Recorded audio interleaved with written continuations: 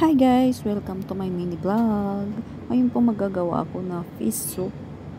Ayan, gumamit ako ng isda, tapos may tomato, may papaya, tapos luya, tapos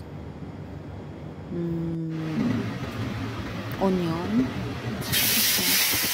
I-fry ko muna. Antay mag-brown lang ng konti.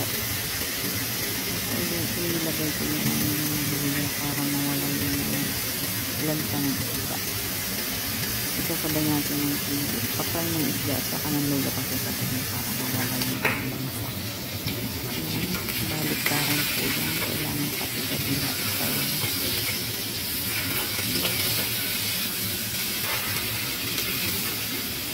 Tapos pag golden brown na, mag-a-add tayo dyan ng water.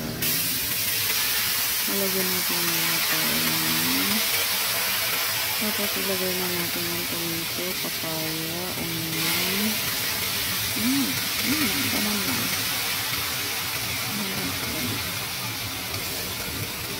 Tapos pinakaluan ko lang ng isang oras. Kaya lang hindi ko na nabigyan ng nagpo-boil na siya.